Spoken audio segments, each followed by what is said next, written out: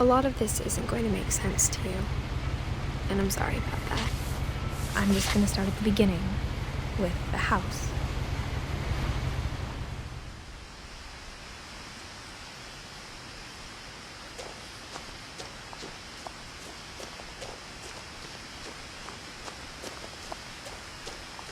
I lived here until I was 11, but I wasn't allowed inside half the rooms.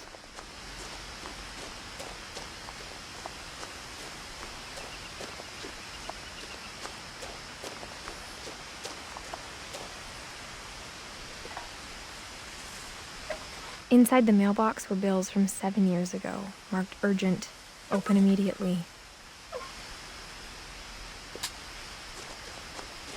I hadn't been back since my brother Lewis's funeral.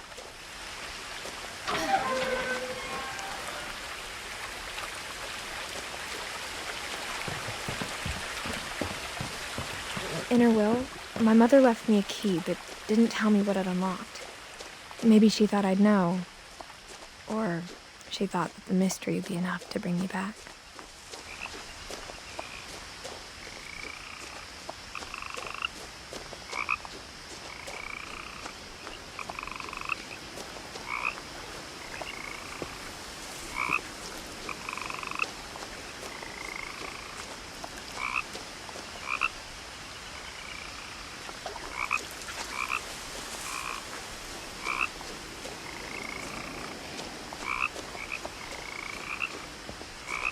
The truth is, even after I inherited the house, I never thought I'd come back to it. But now I had questions about my family that only the house knew the answers to. The woods around the house have always been uncomfortably silent, as if they're about to say something but never do.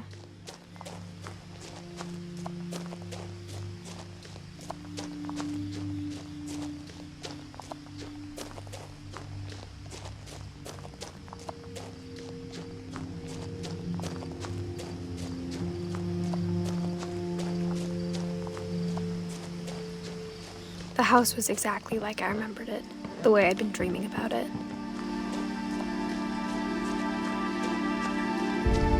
As a child, the house made me uncomfortable in a way I couldn't put into words. Now, as a 17-year-old, I knew exactly what those words were. I was afraid of the house.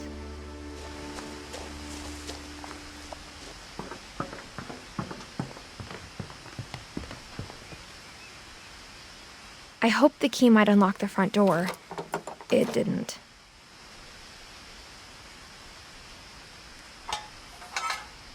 Looking in, I felt like the house itself had been waiting for me.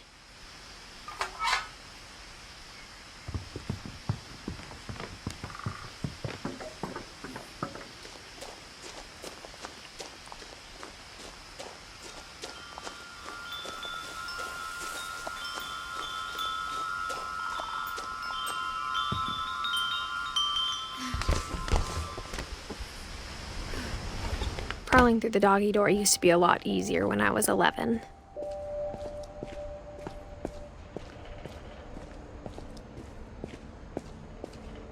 For the first time in years,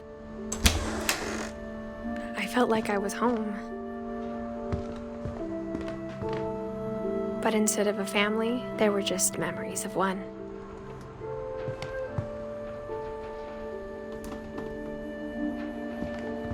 Like how after Lewis started working at the cannery, we all got sick of eating salmon, except our cat, Molly.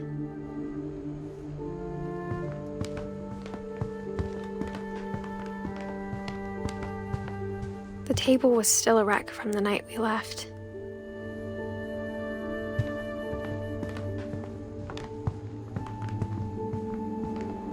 My mom was the only one of us who could imagine Great-Grandma Edie living in a nursing home. It was like a bomb had gone off, killing everyone but sparing the furniture. Nothing in the house looked abnormal. There was just too much of it, like a smile with too many teeth.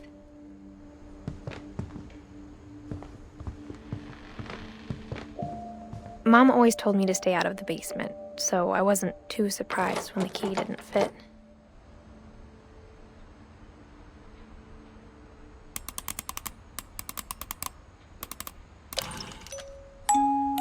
Great-Grandpa Sven built a music box for Barbara, along with the rest of the house.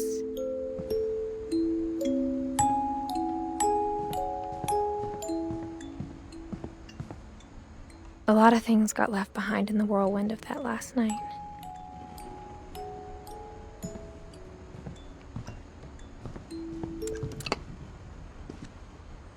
After Milton disappeared, Mom sealed up all the bedrooms. Then Edie retaliated and drilled peepholes.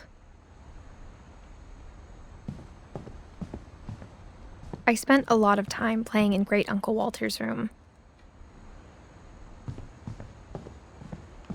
Louis told me there were secret passages, but I never believed him.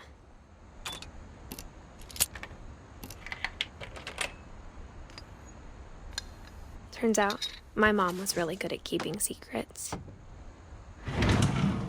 Now it was time to find out what my mom had been afraid of.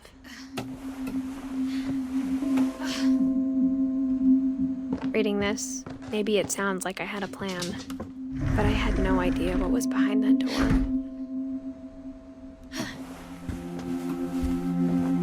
Just like I had no idea where all this was gonna lead.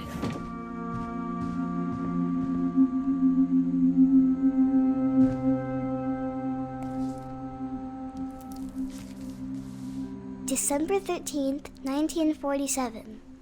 Dear Diary, I'll be gone soon, but I wanted to tell somebody about what's gonna happen. It started when Mom sent me to bed without dinner. I woke up and I was starving, so I looked around for something to eat.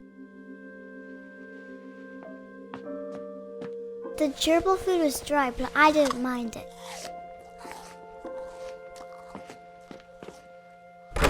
Mom, can I come out now?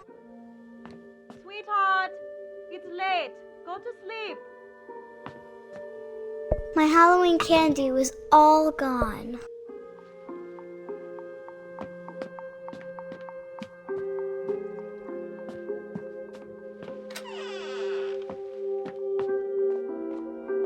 I ate a lot of things that night.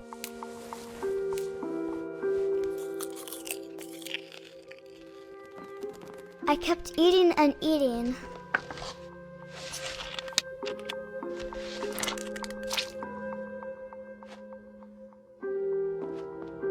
Then I heard chirping outside my window. It was a barn swallow going back to her nest. I reached out for her.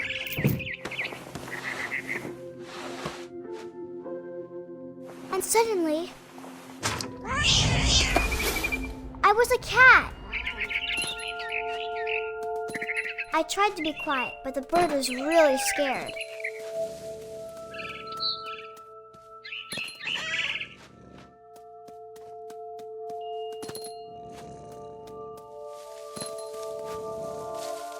Mom and Dad didn't even look at me.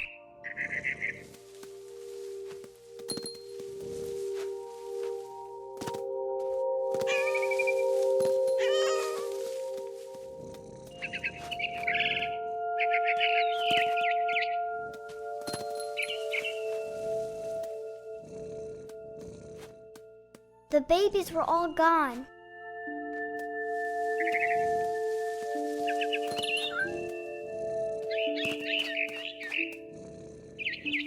I jumped and I almost got her.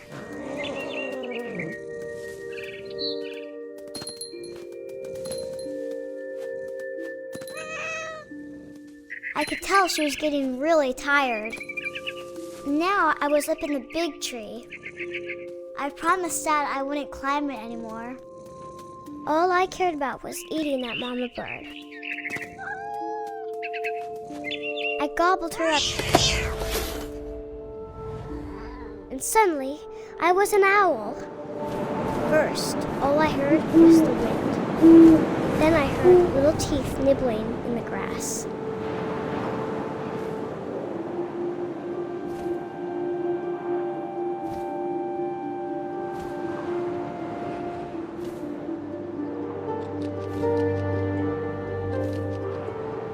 Rabbits.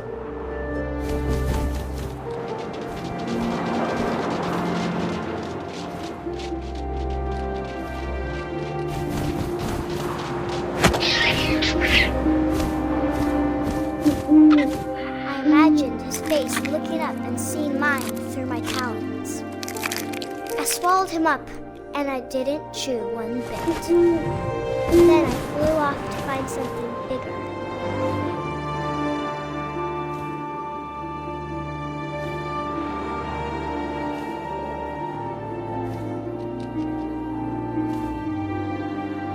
A mama rabbit.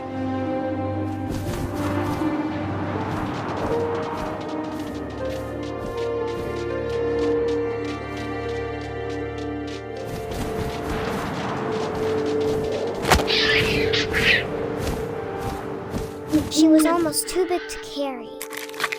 I started choking, but I couldn't stop eating. And suddenly, I was a shark.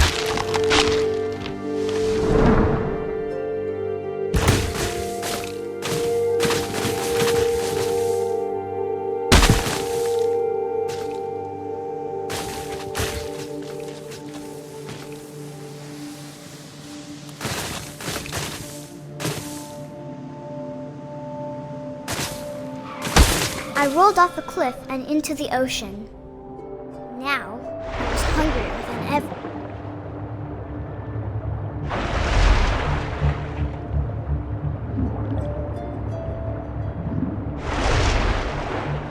I wanted fat, juicy seals.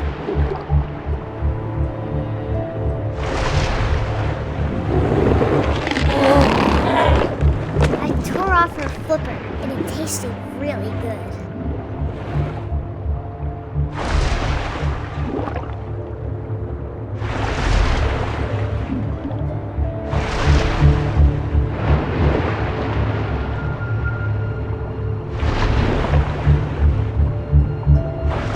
Grabbed on tight. But I was so hungry, I jumped out of the water. When I opened my eyes, everything had changed. Now I was a monster, and I smelled people everywhere.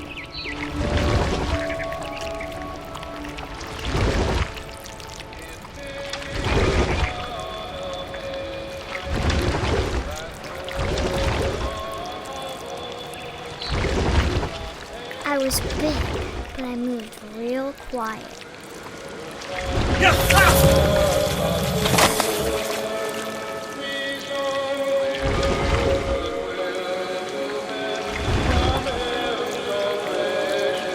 I wanted to stop, but also I didn't.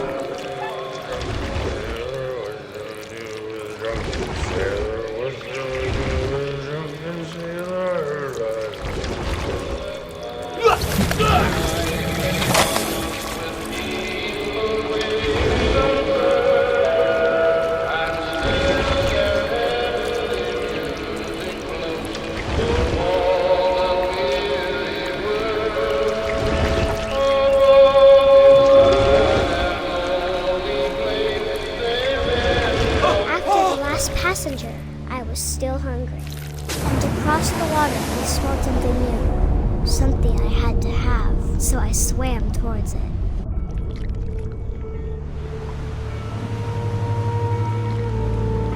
I slithered onto the sand, and the good smell went into an old pipe.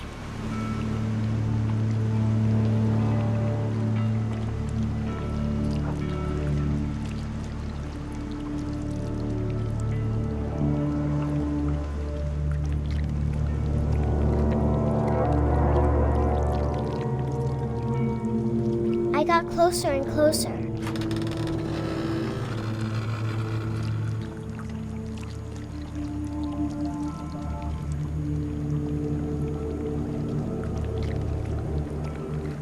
All my stomach started growling.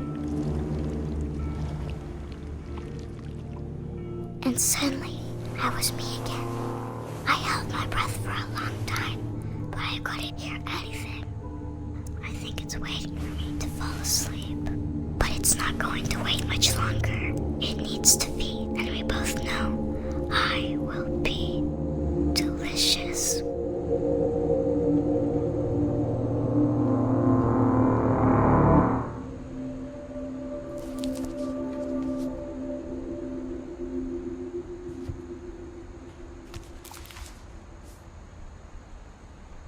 I'm not sure if I believed all of that, but I'm sure Edie would have.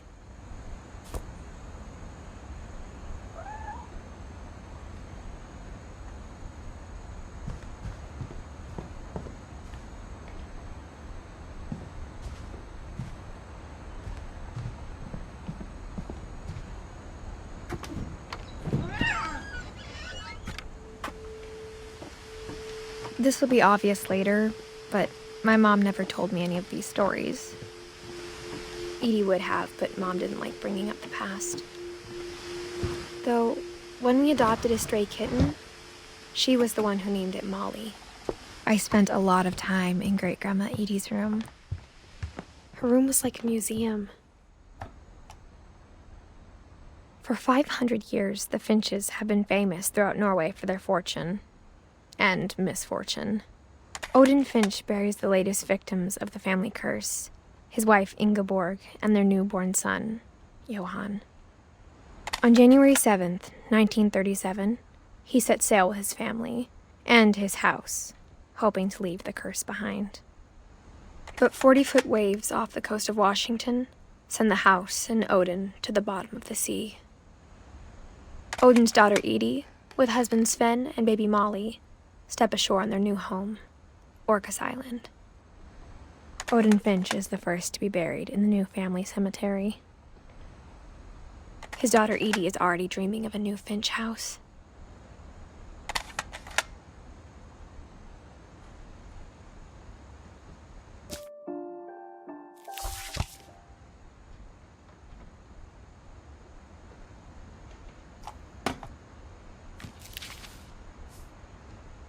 Whatever's wrong with this family, it goes back a long ways.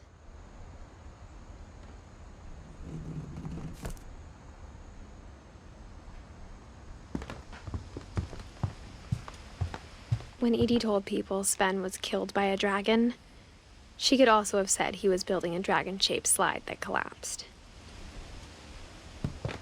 Even in her 90s, sometimes Edie seemed a lot younger than my mother.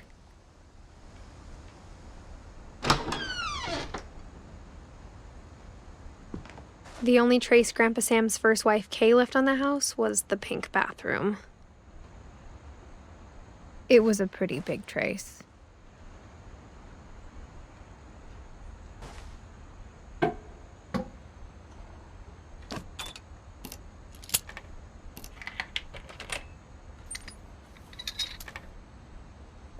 There's a secret in this bathroom. It's in the last place you would look. It isn't in the cupboard. It's hidden in this book.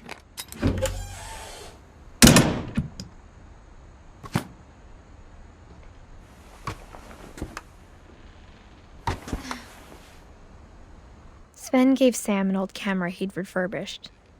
He never put it down.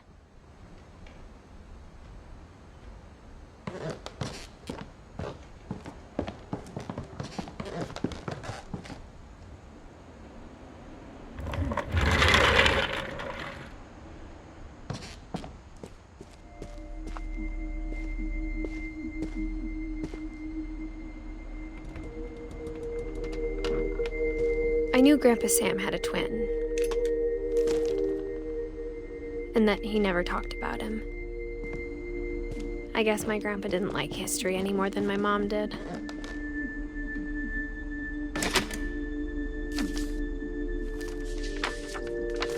How I Want to Remember My Brother by Sam Finch. The thing I remember is that when he made up his mind, that was it.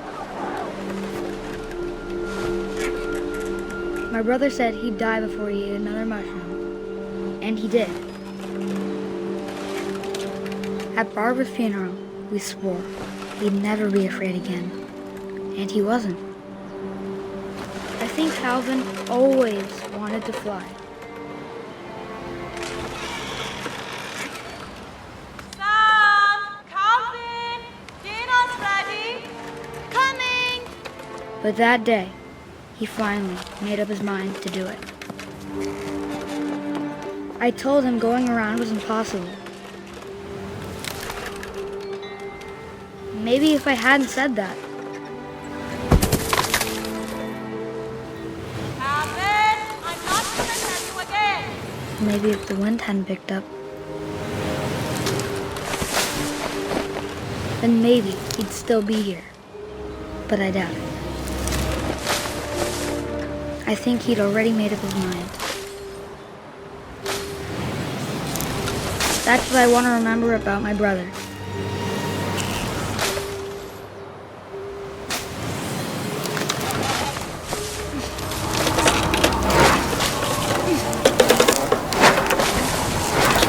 The day he made up his mind to fly. And he did.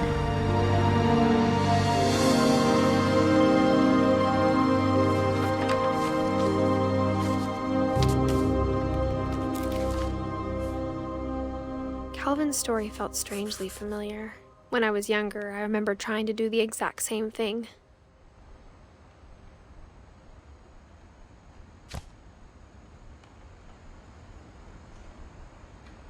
After the funeral, Edie roped off Calvin's half of the room.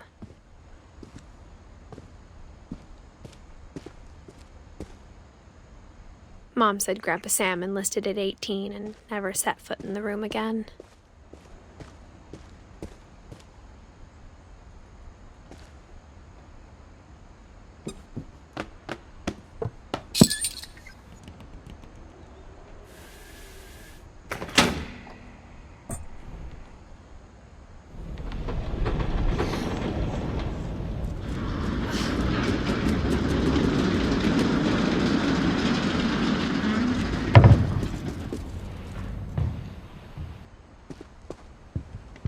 The passages were a pretty tight fit.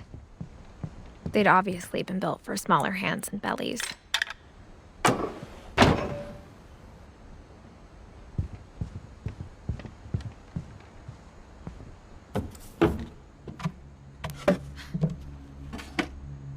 Growing up, I always thought of Barbara as a child star. I never thought about how hard it must have been. Of all the stories people wrote about Barbara's death, I'm surprised Edie saved this one.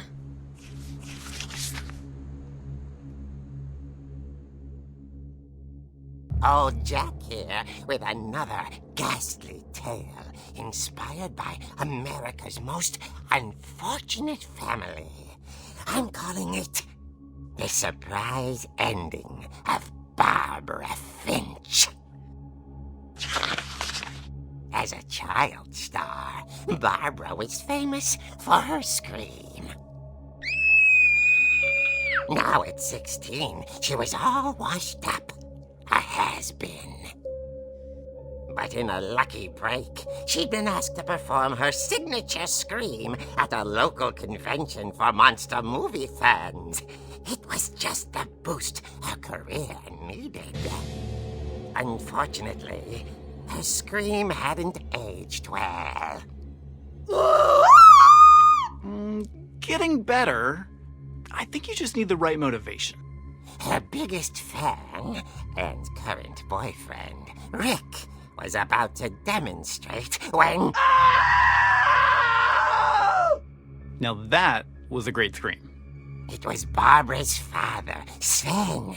He'd slipped into a table saw and had to be rushed to the emergency room. So Barbara got stuck babysitting her youngest brother, Walter. Her convention comeback was cancelled. Okay, I'm hearing frustration, but I'm not hearing terror. What if I tried... A gang of hoodlums in Halloween masks have been terrorizing Orcas Island tonight. Police are urging residents to... That came from the basement. You're right! Also, I loved your delivery on that. Why is your basement door locked? Because my dad likes making puzzles and secret passages. There's a key hidden in the music box. The secret is to keep winding and winding until finally the key pops out. Thanks, babe. I'll be back in a sec. 20 minutes later, Rick hadn't returned. So Barbara went to look for him, right on cue. She reached for the music box. And as she wound the key, she listened for Rick, but the house was silent.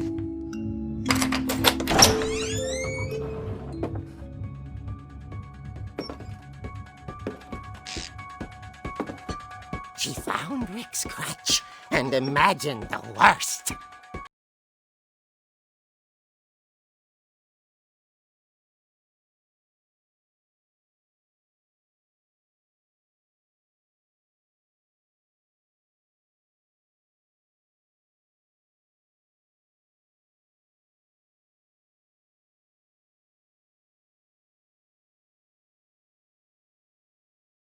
Oh dear! Oh! Rick? Barb, relax. I was just trying to scare you to help you find your scream. Well, I'm not scared, Rick. I'm furious. Then act furious. All I'm getting from you now is that you're hurt and confused and She threw him out, but she kept a little something to remember him by.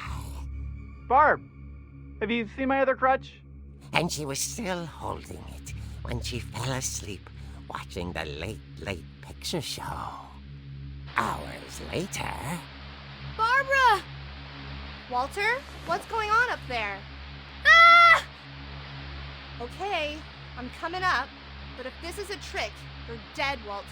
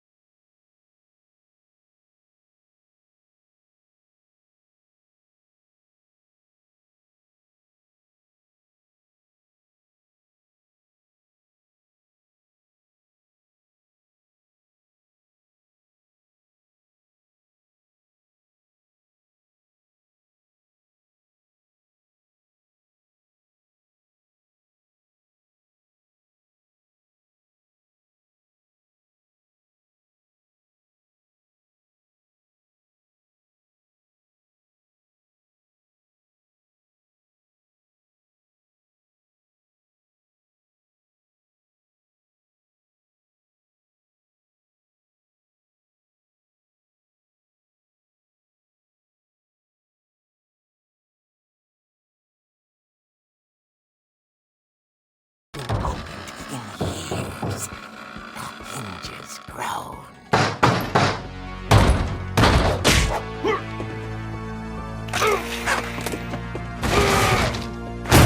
He wasn't moving, but she sensed the story might not be over yet.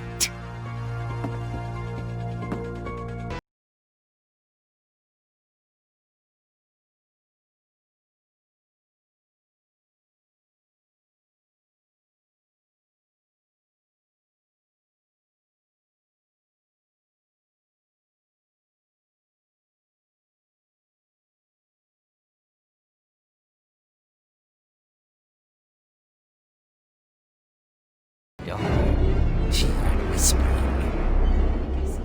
It was coming from inside the house.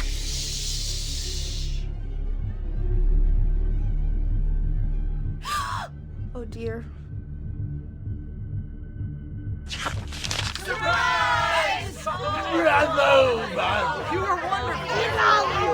monsters had come to surprise her.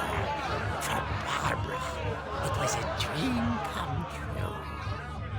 Then she saw what kind of monsters they were, and she realized what was about to happen. She was going to be famous.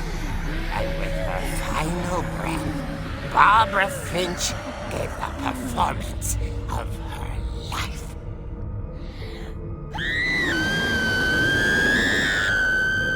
I wasn't there myself, but I hear Barbara was magnificent. Poor girl. She had a taste for stardom. But unfortunately, so did her fans. Of course, the police blamed it all on poor Rick, who disappeared the same night.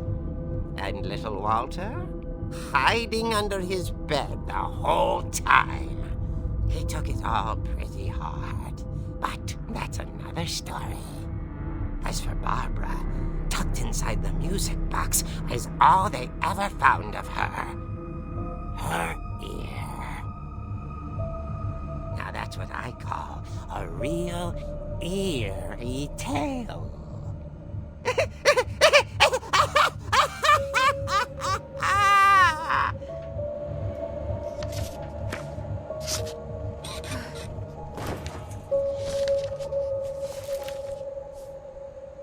Edie told me all Barbara wanted was to be remembered, as absurd as that comic was. Maybe what Edie saw was a happy ending.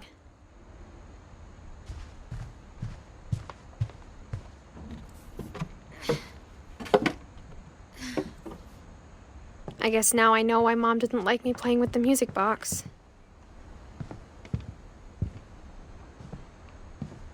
Whenever people ask me about my family, the first thing they always want to know about is Barbara. Mom must have locked the third floor stairs on the night we left.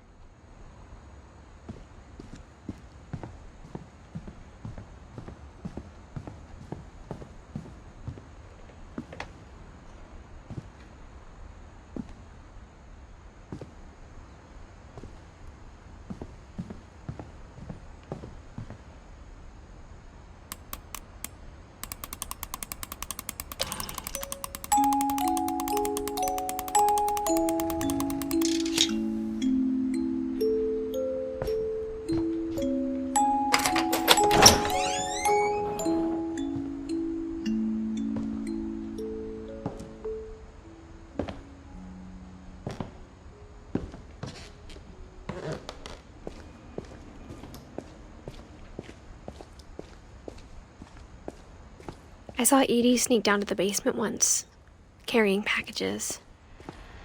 I thought maybe she was hiding presents. It turned out she was hiding a lot more than that.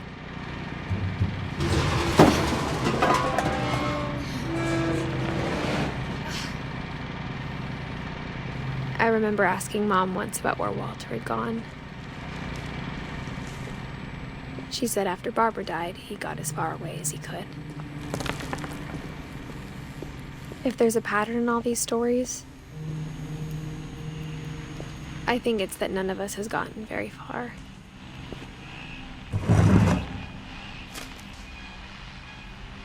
Goodbye, everyone. I can't believe I've been down here for 30 years. On that first day, after the shaking started, I didn't think I'd survive a week.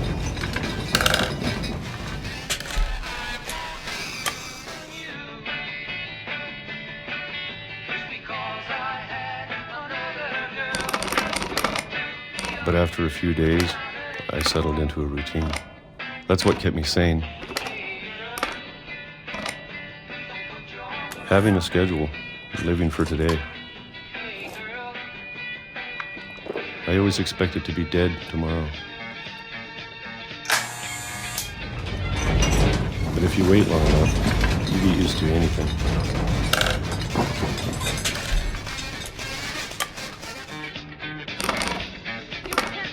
Even a monster on the other side of the door starts to feel normal. Almost friendly.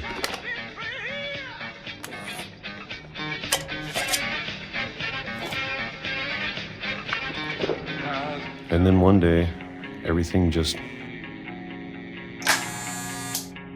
stopped. Whatever that thing was, it was gone.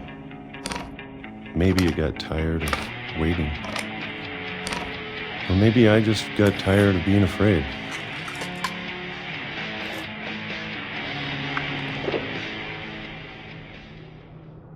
It's been a week now, the longest in 30 years. I'm done waiting. I have to leave while I still can.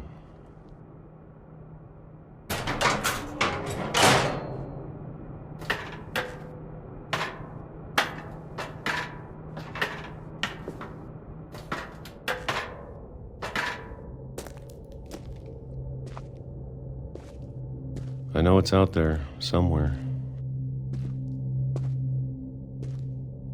Whatever killed Barbara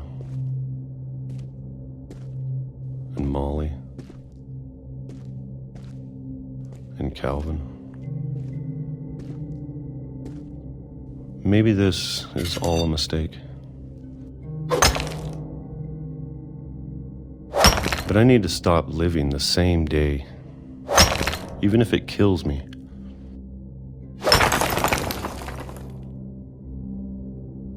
Whatever's out there, I want you to know I'm ready for it. I'm going to appreciate all of it, especially the food. I don't mind if I only have a year left, or a month, or a single week. I'd be happy with one more day. I can already imagine the sun on my face.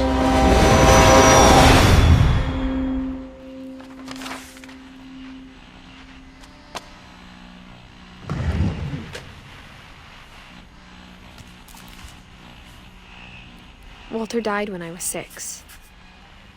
I can't believe my mom never told me he was down here.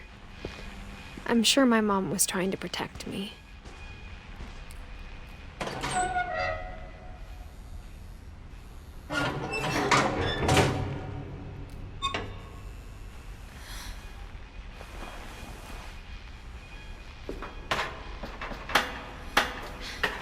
Maybe she was afraid I'd end up like Walter.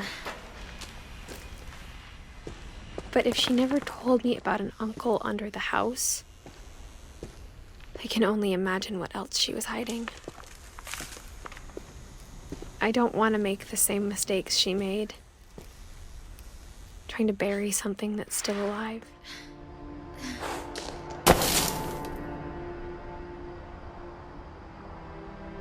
Now that there's only one of us left, or maybe 2, I thought it was time I heard the stories for myself and found out what happened to everyone else. But now I'm worried the stories themselves might be the problem. Maybe we believed so much in a family curse, we made it real.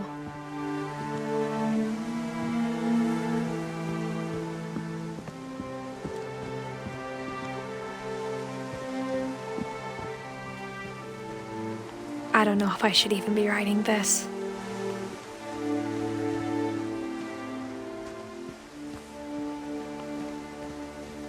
Maybe it'd be better if all this just died with me.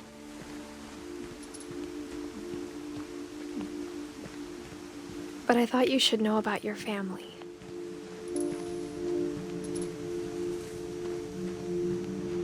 And the history you're a part of.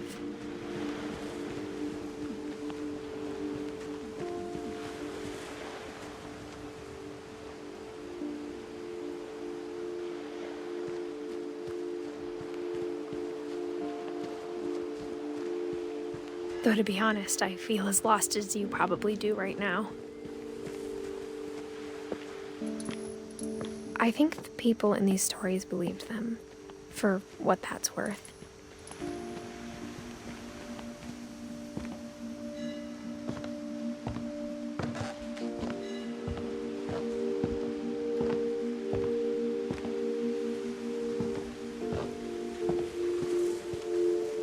And when you look at the house, that history of imagination and stubbornness and madness, any of it seems possible.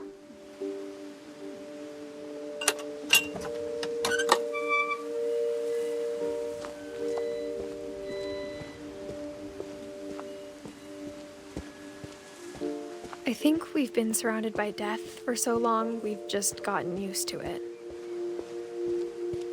What kind of family finishes building a cemetery before starting the house?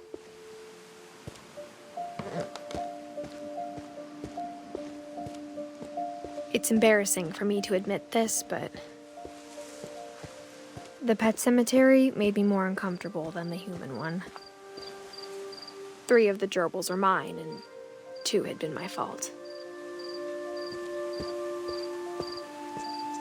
Sven built the house, but it was Edie who designed the cemetery.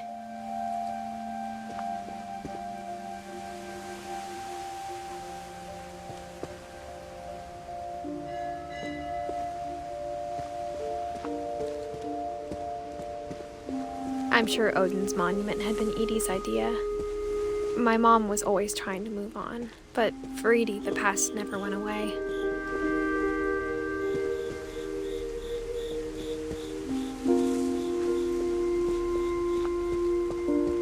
She could see it poking out of the water at low tide.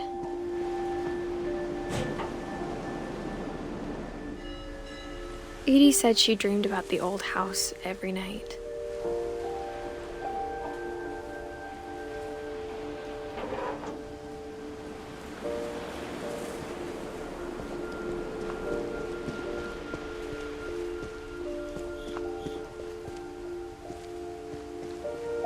Edie's side was always easier for me to understand.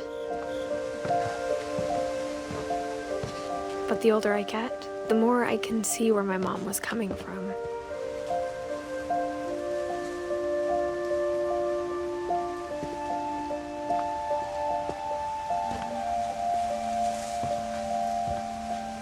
She lost 2 of her brothers, just like I did.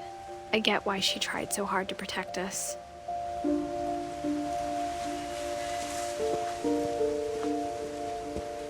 There's so many things I wish I could ask my mom now. Part of me thinks this is what she wanted all along. For me to come back someday and find everything out for myself.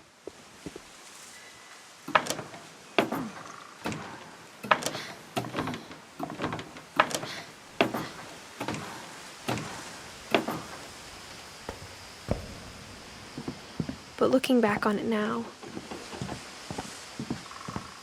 if she told me there was going to be so much climbing, I never would have come when I was 22 weeks pregnant.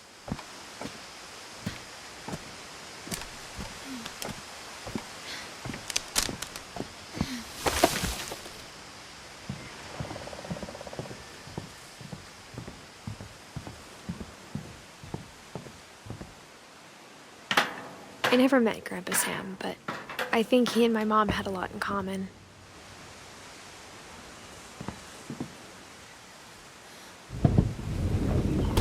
They were both pretty intense.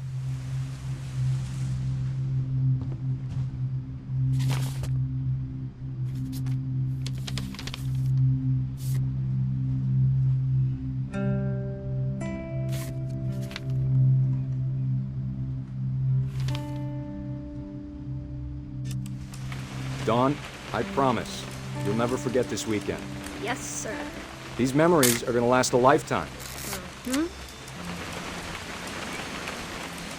Am I gonna have to shoot anything? It's perfect. It's gonna rain the whole weekend, isn't it? I will never forget this weekend, Dad. Okay, got it. I'm gonna take some pictures, okay? Just be careful. That camera's older than you are. Aw.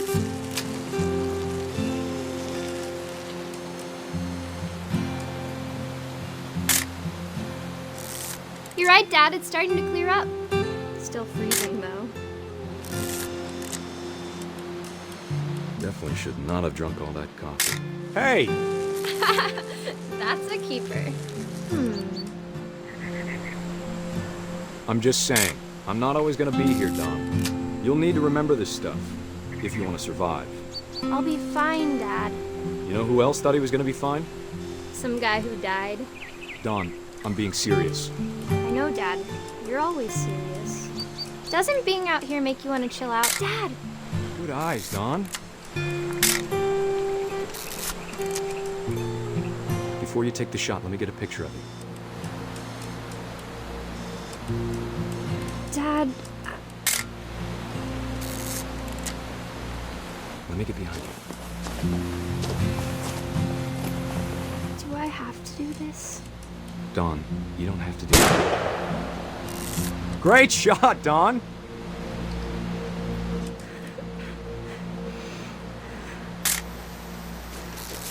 I'm proud of you, Dawn. Always remember that, okay? It's twitching. I think That's it's totally still... normal, Don. Just focus on the camera. Try not to think about... Dad!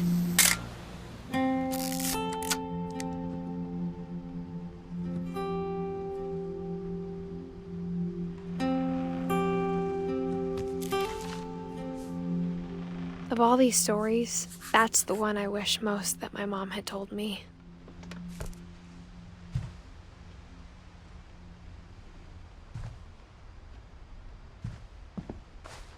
Instead of hiding from death, Sam seemed to go out of his way to meet it.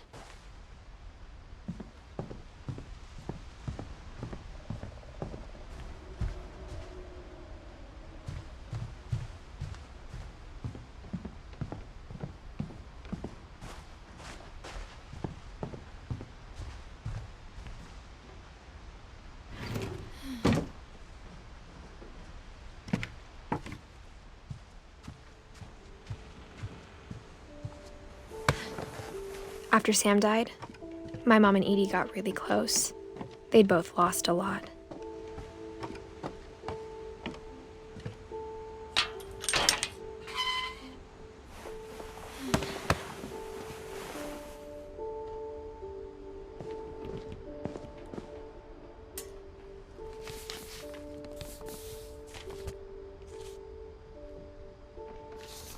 Dear Kay, do you remember the way Gregory used to laugh when he thought he was alone? Like something funny was happening, but only he could see it.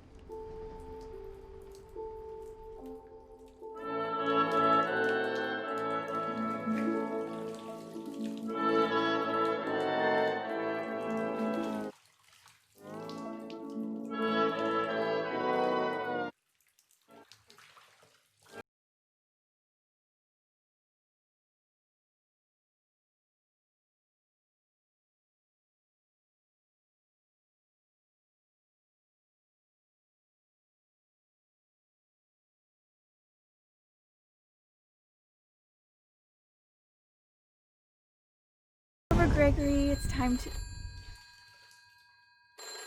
Hold on, sweetie. Hello? Sam, I told you I don't want to talk right now. I wonder what he saw. What his world was like.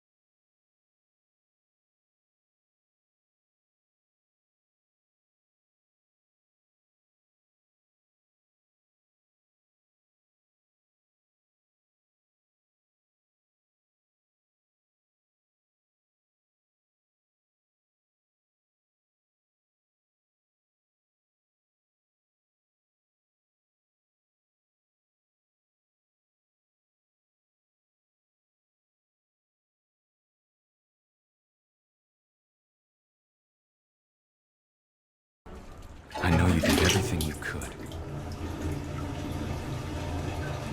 Maybe if I hadn't called that night.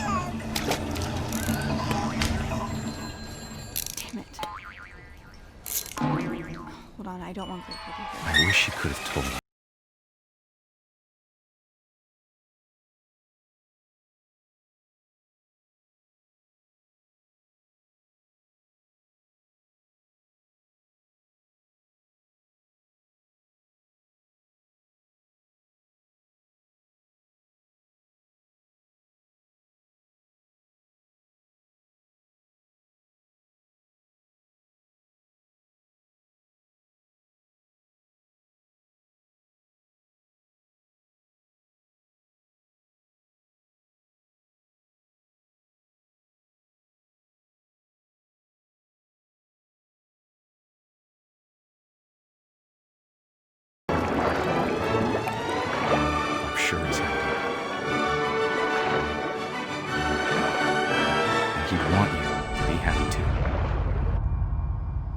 Good luck, Kay.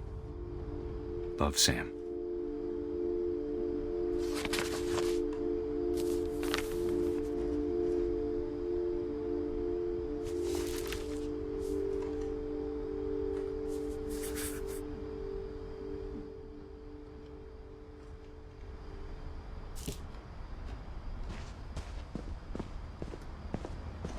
I can't imagine my mom ever writing poetry, and yet...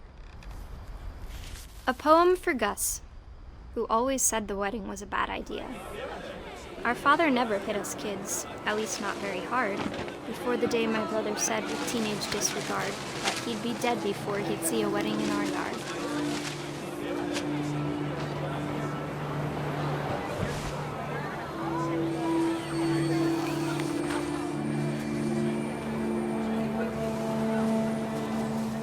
My father made him come, of course, but Gus stood far apart, just flew his kite and bottled up the storm inside his heart. I tried to talk him out of it, but though he'd never met her, "We don't need a stepmom," were the words that I now pronounce you husband and wife. You may kiss the bride.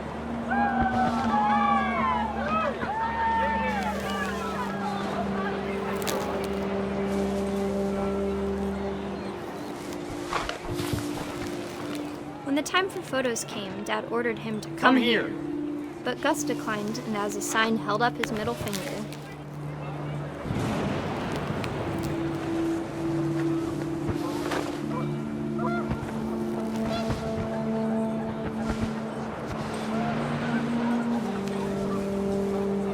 The wind picked up, and panicked geese appeared and quickly went. But all the humans did that day was go inside the tent.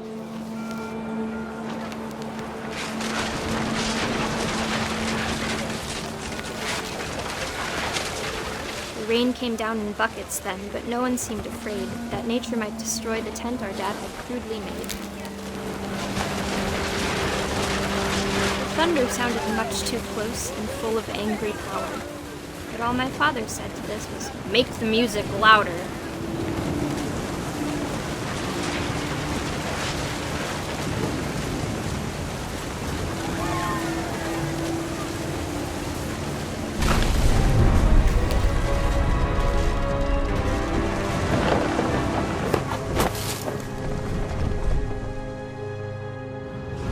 I wish that I could truly say I thought about you on that day.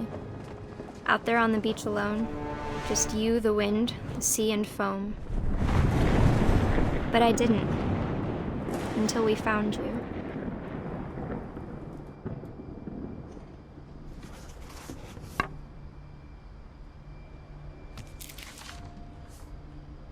She never talked about him, but Mom told me once if I was a boy, they were going to name me Gus.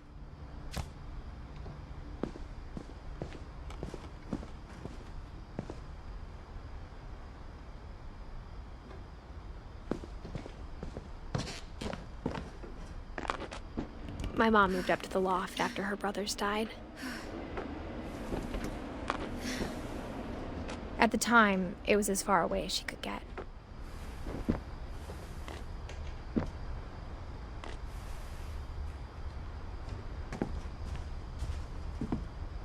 She spent a summer building houses in Calcutta, where she met my dad, Sanjay.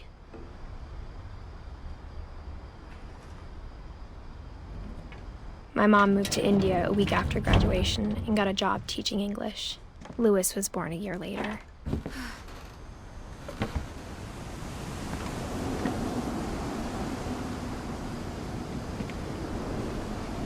When my dad died, I don't think Mom knew where else to go. I'm sure Edie was happy to have her back. The house had to get a little bigger, but Edie was used to that. And for a while, things were good. Almost normal, but it didn't last. The beginning of the end was Milton's 10th birthday, when Edie gave him a castle.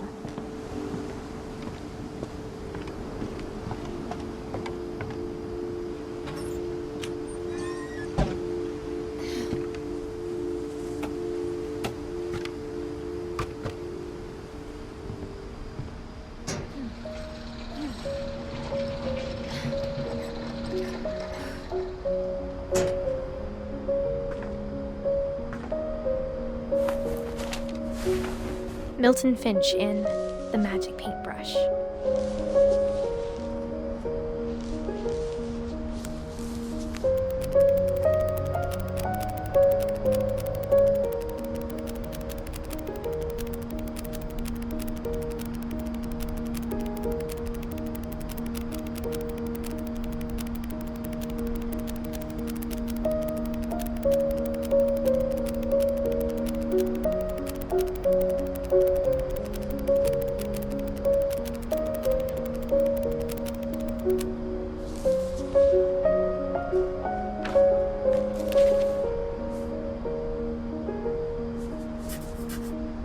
I was 4 when Milton disappeared.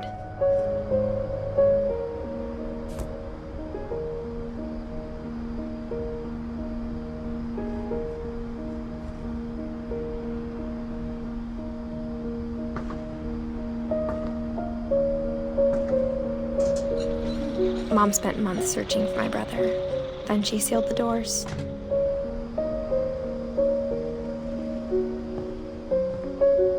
Whatever Milton had found in the house, Mom didn't want it getting out.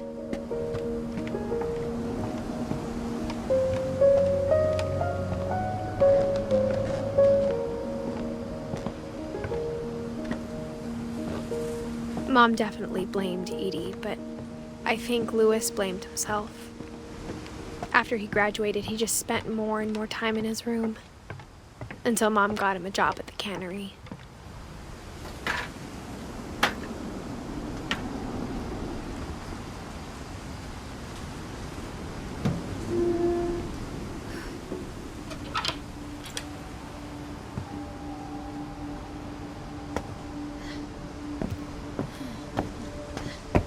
Louis's room smelled very, very familiar.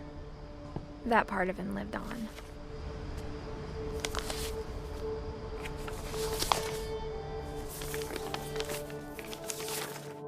Dear Mrs. Finch, as Louis's psychiatrist, I can understand your desire for an explanation. As I see it, the trouble began in January, shortly after we convinced your son to seek treatment for substance abuse. Newly sober, I believe Louis first noticed the monotony of his daily life.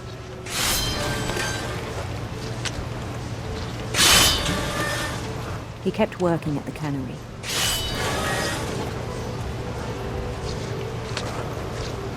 But he withdrew part of himself.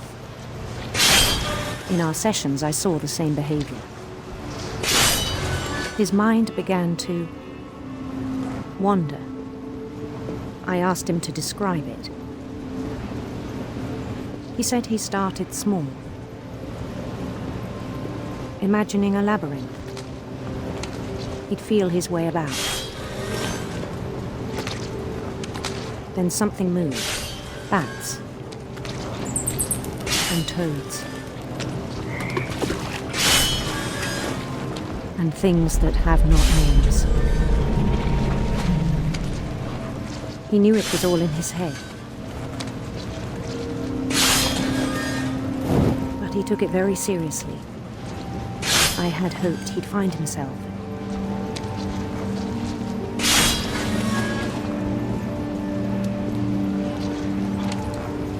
But he found something more. I worried about him then, daydreaming at the cannery. I spoke with his boss. But he said Louis had become a model employee. Methodical, tireless, focused. Like a whole new Louis. So I let him go on.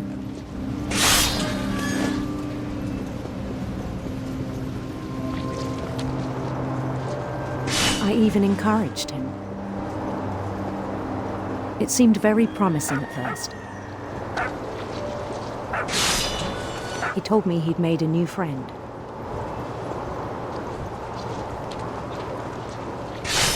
On the edge of a city he named Louis Topia. He built the city up slowly, brick by brick. Then he made musicians.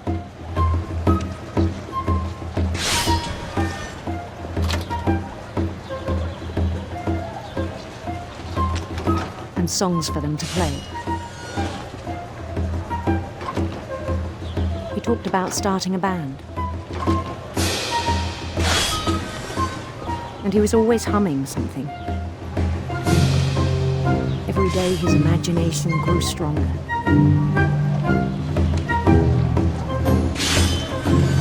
He no longer spoke at the cannery, but his chopping was as reliable as ever. Then one day it struck him that all the cheering crowds, even the stones under his feet, were all in his imagination, so he could do whatever he wished.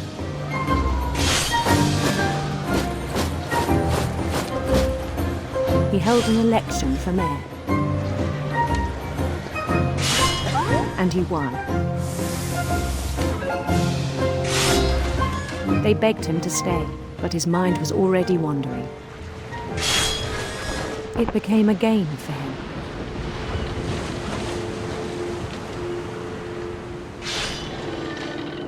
He'd conquer a city, then immediately push on.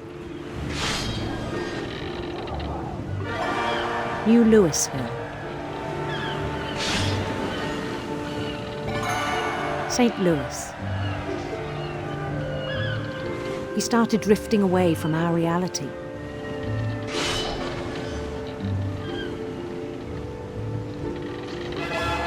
Minneapolis. Until one day he forgot to go home from the cannery. Even as his mother pleaded with him, part of Louis kept sailing on.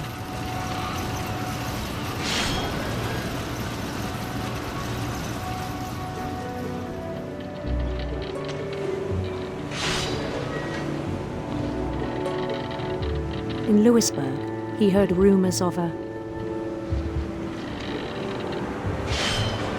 handsome queen.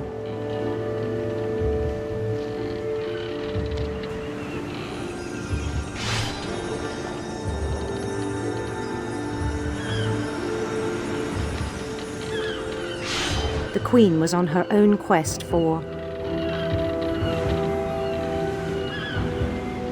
sinister serpents.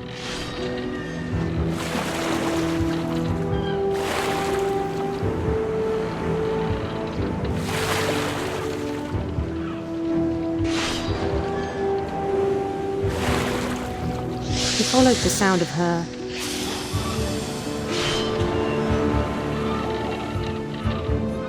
electric sitar.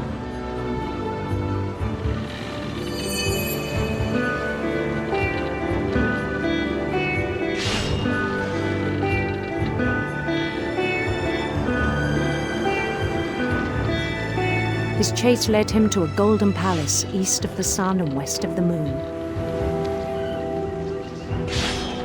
Even then, his logic remained sound.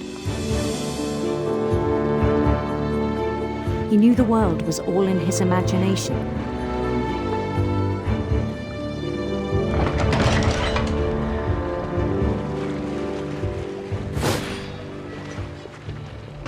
But he was so proud of having created it.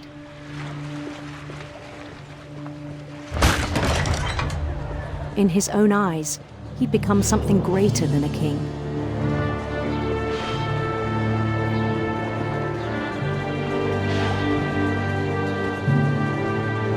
For someone who'd never known success in the real world, I think it was overwhelming.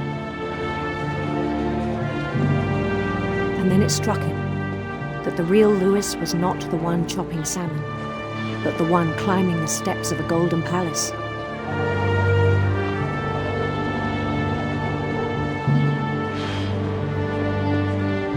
My imagination is as real as my body, he told me. It was hard to argue with him.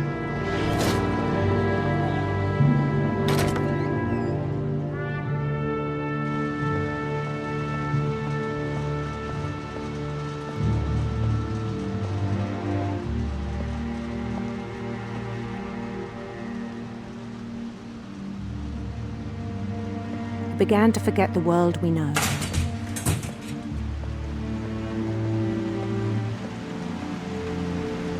I think it pained him to remember Louis, the cannery worker.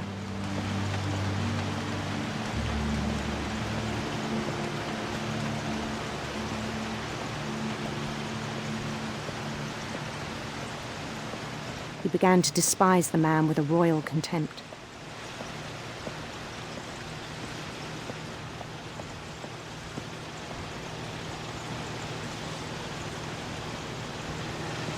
I still thought I could save him. Even after he said he was being crowned king over all the lands of wonder. The palace would be packed with his companions.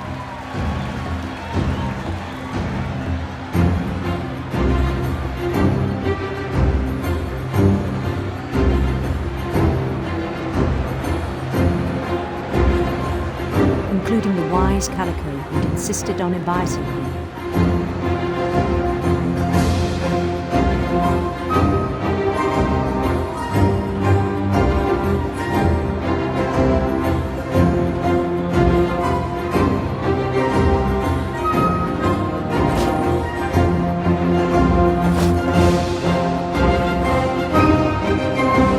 His queen waited, holding his crown.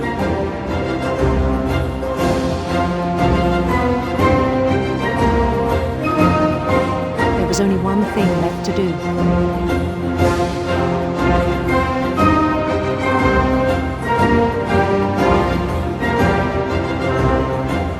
Bend down his head.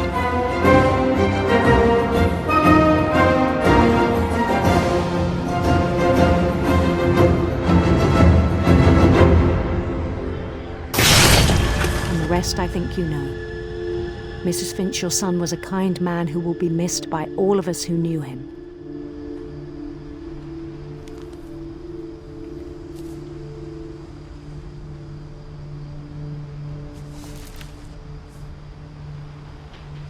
My brother was really cool. I wish you could have met him.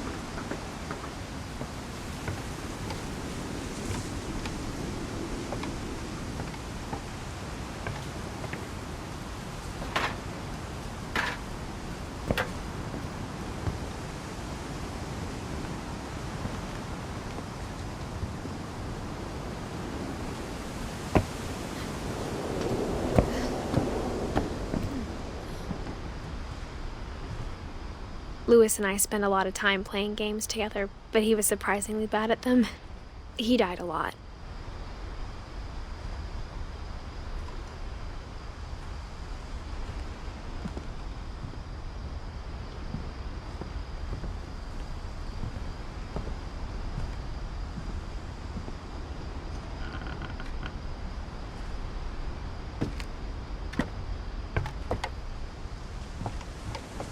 On the way back from Lewis's funeral, my mom told me to start packing.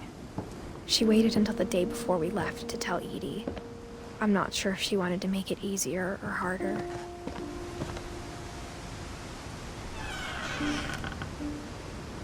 I wish we'd stayed.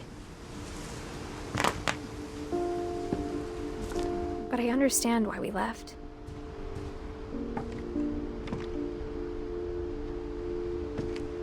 What happened that night had been coming for a long time. Maybe it should have come sooner.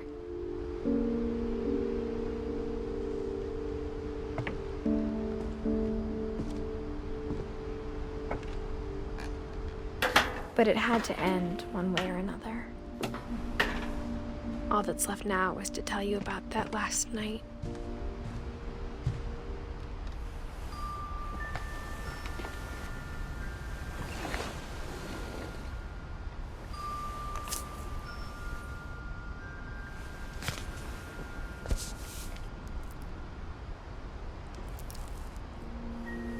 That whole last day, Edie just watched us pack and didn't say a word. Until supper, when she raised her glass and said, "To our final night together, and all our final nights apart." Grandma, you know what I said about alcohol. Some of your medications are very Edith, specific. I left a present for you in the hallway. Why don't you go open it? The grown-ups have to argue now. I'm sorry, you're right. We're all leaving tomorrow. Let's just enjoy our last... I'm not leaving. Edith, you're excused.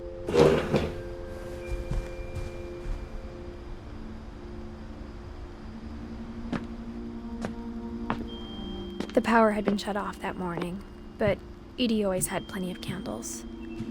When my mom sealed the library, I don't think she knew about the other entrance, or that Edie had a key to it.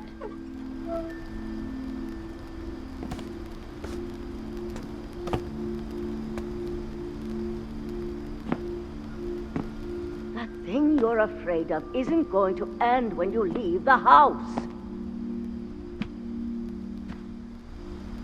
Edith has a right to know these stories. My children are dead because of your stories. I think it's best if Edith and I leave tonight. We'll have the nursing home send a van for you in the morning, okay?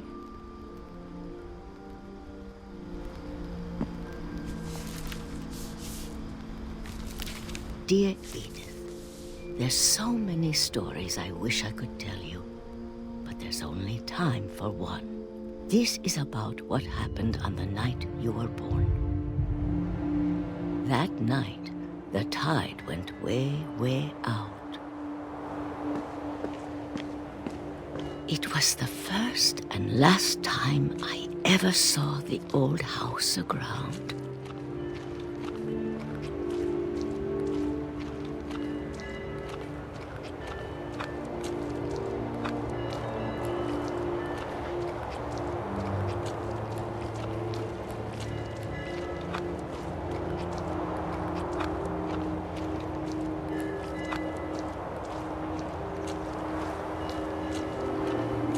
There'd been an earthquake out in the middle of the ocean. They called it the lowest tide in 1,000 years. God, it smelled awful. You know, I've seen that house every day of my life.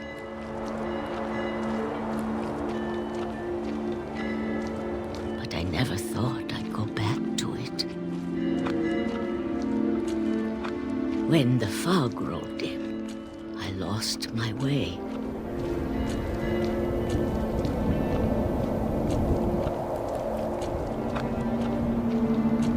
I got turned around.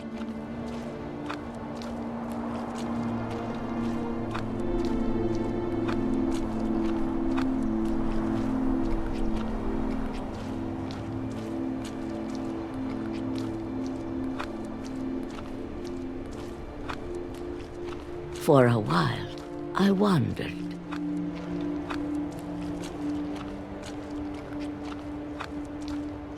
I started seeing things.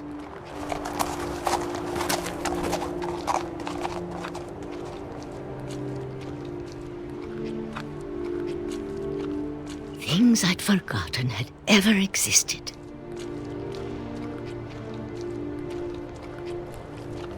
But when I saw them, they felt like old friends. That night, a lot of things came back to me. Or maybe I came back to them.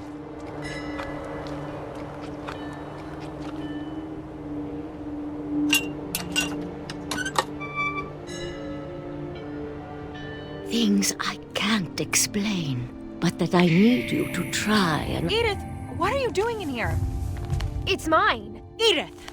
Mom, you're gonna rip it! Let go! I kicked and screamed, but Mom dragged me to the car. I never saw Great-Grandma Edie again. The next morning, the van came to pick her up, but she was already gone. After that, we moved around a lot.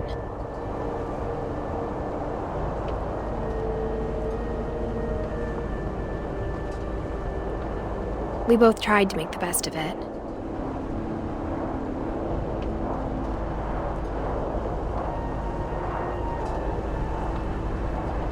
A few years went by.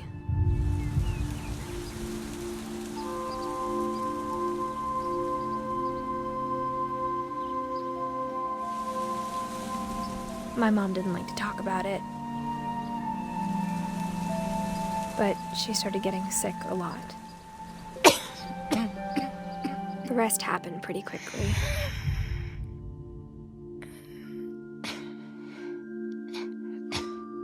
She got better for a while, and then she didn't. And then I was alone. The last Finch left alive.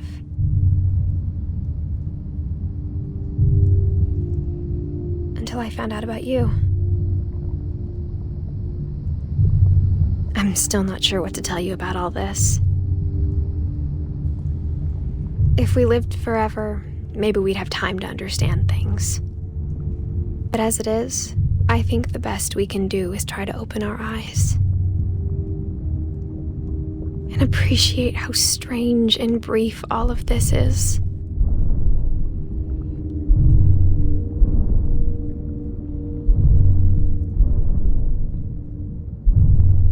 This journal was supposed to be for you.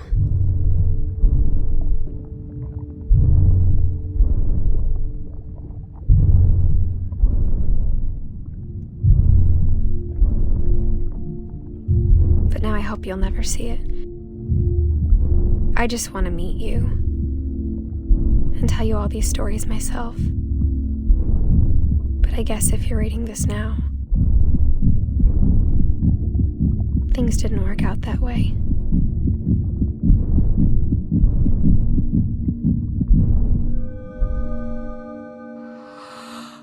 This is where your story begins. I'm sorry I won't be there to see it. It's a lot to ask, but I don't want you to be sad that I'm gone.